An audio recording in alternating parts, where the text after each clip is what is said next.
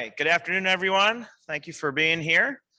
If you don't know, my name is Tony Spicci. I am with the GIS Certification Institute, and I am waiting for my slides. I do have it memorized. I just can't remember the order. So while we're waiting, we have this lovely timer up here, and I've challenged Emily to buzz me because I spent so many years doing that to people. So, okay, so just right out of the gate, how many folks have their GISP certification? Good. We have a good number of folks in the room. I know the folks on Zoom can't see, but if you have it, you can put it in the chat. Before I get going, I do want to recognize Liz DiGeronimo. I'm sorry, Liz DiGeronimo, who's one of our NSGIC reps from New York, and then Jamie Dennis is, I believe, virtual, and she is a NSGIC rep from Arizona. So real briefly, I only have 15 minutes, so I'm going to ramble through these slides really quickly. Next slide, please. Okay, so let's talk about the GISCI and certification history. I think both Liz and Jamie did a survey earlier this year, and the results were pretty good. And I think one of the things I came away from that, there's a lot of folks that don't really know a lot about the GISCI, or they have some misunderstandings. And so the GISCI itself really began as a conversation back in the 90s, primarily ERISA. They were kind of the ones leading the effort, but there were a number of us NSGIC people that were in the room. I know Linda Wayne was one of the folks that was really, really instrumental in bringing this all about. So that conversation turned into a survey. And what that survey said was, yeah, we want certification in our field. So in about 2003, we began offering a certification. Yep, next slide is perfect. Okay, so why certification? Very, very logical thing for us to do. Certification is not unique to the geospatial. This is something that's been going on for years in a professional industry. And really, why or how does this come about? We start out with an idea, we employ technology, it turns into an industry, that becomes a profession, that leads to certification, which leads to continued growth in the industry. And indeed, many of you remember the early days of GIS, which was really nothing more than a technology, right? It was ArcInfo, it was GRASS, it was a bunch of software. That technology eventually grew into the geospatial industry. And so now we were kind of maturing and becoming a much more thorough profession. And then it actually became a profession. And so now we have this certification. So really, all certification is a process by which a person shows that he or she has the knowledge, experience, the skills, and the contributions to the profession in that specific industry. Next slide. So really important to understand that professionally, there are two types of achievements that you can make in this field. One is certification, the other is licensure. What we found is over 1,600 different types of certifications exist across a wide variety of industries. Again, GISP is not something unique from a certification standpoint. About 17% of our workforce has some type of certification or license. And within the geospatial industry, there are a total of 4 certifications that are available right now. The one that's kind of unique of that bunch is the ESRI technical certifications. They're unique because they're really more centered on products than the profession itself, but they are technical certifications. Then you have the ASPRS remote sensing / photogrammetrist certification. That's been out there for a long time. Then the US Geospatial Intelligence Foundation has the GeoInt certification, which is actually kind of, I think, suspended right now or on hold as they evaluate. And then finally, the GISCI with the GISP program. Real quick on the program itself, we've seen a steady growth. We began obviously with 0, where we've had over 10,500 professionals certified. About 6,500 of those still remain active in the industry today. Some have retired and some have moved on. In terms of interest, we see over 200 registrations per month on our website. So a ton of interest, but that slow, steady growth on the GISP itself. Who certifies? Since we started offering the exam, we began tracking demographics. 50% of the folks that take the exam are in the private sector. And we have a large number of agencies that require their staff to either have or get their GISP within a certain amount of time. The next step, government. About 35% of our folks are government employees. The majority are state and local government. We do have a couple feds, but we don't have a lot. And then filling out the rest is academia, and then basically everybody else, tribal, not-for-profit, etc. Next slide. We do have folks all over the world. We have GISPs on 4 of the major continents. There's probably at least one working down in Antarctica, but since they don't have a mailing address there, we have to say 4 continents, but it is a worldwide certification. The majority of folks are North American, but we do have about 71 countries represented now, and that international continues to grow. So I want to spin wheels and I want to talk a little bit about the exam, because the exam is what fundamentally changed the GISP program. And that was really evident in the answers. A lot of folks were basically discounting folks that got certification like myself without the exam. And so the exam was added in 2015. It provides a competency level that's measurable. Everybody that takes and passes the exam has passed a level that everybody has to at that point. And so exams are very common in certifications, so nothing unique or different. But really what it does is it just provides a basis for our developing GISPs to basically educate themselves and to move towards as they prepare for the exam. The exam itself is written by GISPs for GISPs. It is composed at an experience level of somebody with 4 years of experience. So you can take the exam as a college student graduate, but it is not intended for a college student. It is basically designed on the idea that somebody that's going to become a GISP has had at least 4 years of professional experience. And so that is a requirement to be a GISP. It's based on applied knowledge. Every 3 to 4 years, we create a blueprint. We make that blueprint available to folks taking the exam. And that blueprint is basically 10 subject areas divided into 45 knowledge areas. So this is a very, very thorough exam. It is a very difficult exam. It's intended to be very thorough, but is one that is very easy to pass if you prepare yourself and you study and educate yourself. We currently offer the exam twice a year. Our next one's coming up in December. And again, it's offered worldwide. Again, those knowledge areas developed by GISPs and for GISPs. Really, the kind of the center of the blueprint is the GIS&T body of knowledge. If any of you have seen that, it drives all of our blueprint processes. But the reason that we're constantly updating the exam is because our industry and profession is constantly changing, right? The first exam that came out probably had nothing to do with drones.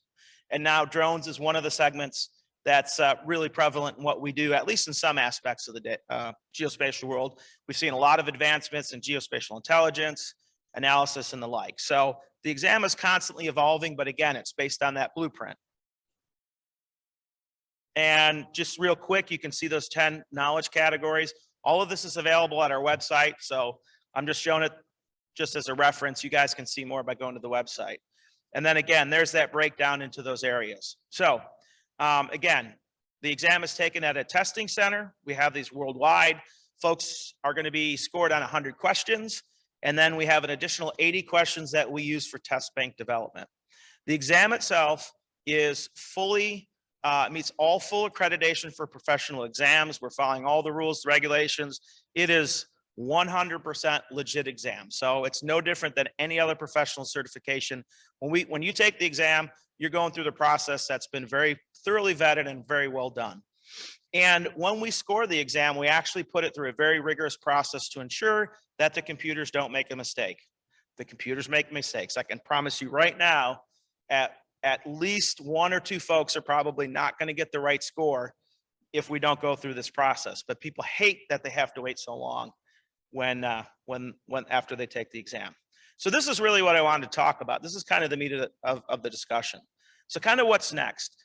GISCI for many years has been led by Bill Hodge as the executive director. He's currently retiring. He's still with us and he's helping us transition. But the board has decided to try to get more strategic and try to grow the institute. So we've got a couple things going on. Obviously, the exam is the cornerstone, so we're constantly updating that. But we're starting to broaden our communication with the geospatial industry. You may not know this, but GITA, one of our members organizations, disbanded. They no longer exist. So professionally, things are changing. We have new organizations and new opportunities. So we want to make sure that we reach out and talk to those folks. We are going to start the pro forma for an entry exam for GISPs, prospective GISPs coming out of college. So that's pretty new, but it's something that we're working on, and we really want to grow internationally. We are starting to get more and more involved in legislative issues. This is where I think we'd like to work with NSGIC more. We're a little different. The GISP is not a member organization, right? We don't have a conference. We don't have an email. We don't have groups and stuff like NSGIC does, but we do have GISPs throughout different industries and throughout different states and local areas. So a good example is we're working right now with some folks in Pennsylvania, the GISPs there, on some legislation, and we're working with them to help them decide what we as an organization should do to represent them. We're currently working on a designation for retired GISPs and a designation for organizations that are friendly to the GISP program. Kind of referenced it earlier. We're down to 4 member organizations. Those organizations have changed over the years. Like I said, just a few months ago, GITA disbanded, so we went from 5 to 4. But we are looking for new opportunities and new partnerships. And so I would not be surprised if that slide changes in the not too distant future. Next slide. And what's next for NSGIC and the GISP and GISCI? So again, we want to continue to work with all of our professionals. NSGIC is one of our 4 partners, and we really value that relationship.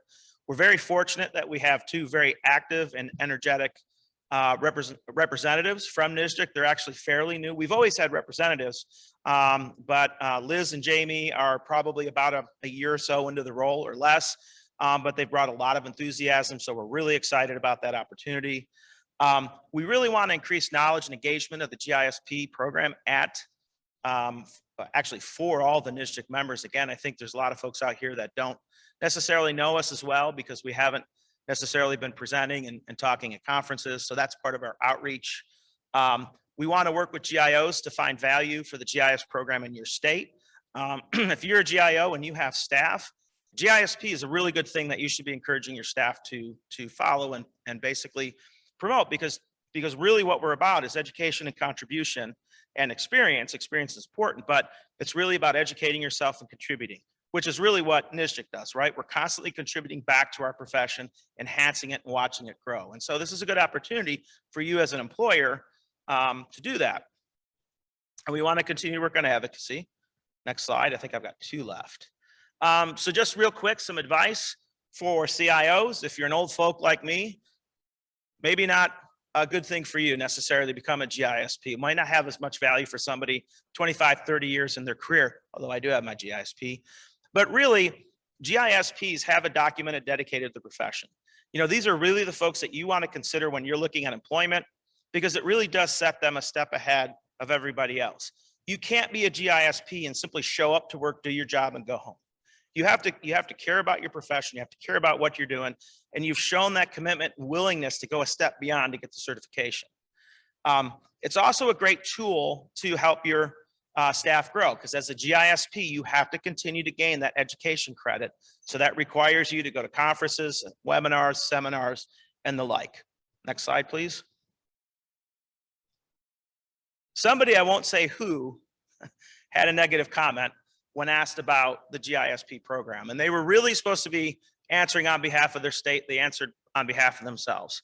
What I will tell you about GISPs, regardless of what your opinion is, to become a GISP takes a long-term investment. It's not easy to pass the test. That's on purpose.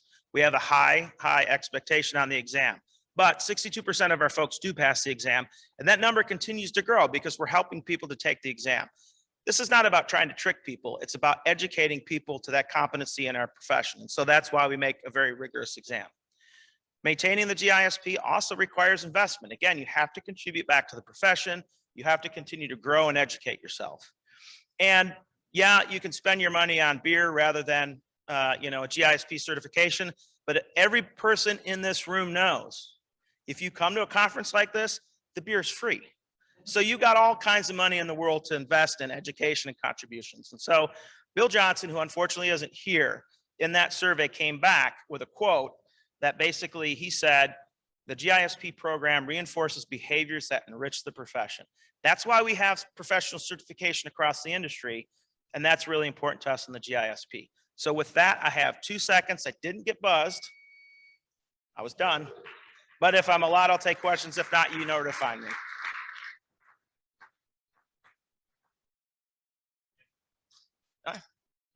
Are there questions? Oh. Are there any virtual questions? I'm sorry. I see that there's chats, but I don't see what they are. Yeah. Hi, Tony. It's Jamie here. Thanks for the presentation.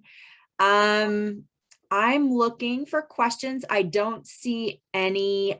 Somebody did say GISPs also follow a code of ethics, but maybe go to those in the room and then we'll come back and see if there's any questions here once more. Ms. Wayne has a question. One of the very important people, I should add, in the creation of the GISP program. And Linda, were you an executive director for a time? I was the founding. Yeah. I just want to thank Tony for taking this. I'm so pleased to see him in this position.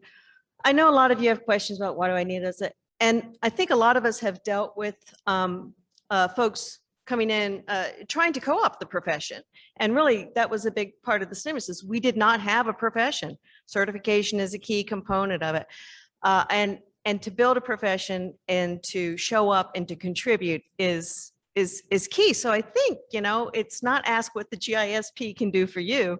What can you do for the GIS profession? I just wanted to throw that out there. And I'm very appreciative that you've taken on this role. This is awesome. Well, thank you. I appreciate it. And that's a great comment. And I know, and thank you, Frank, for being generous with time.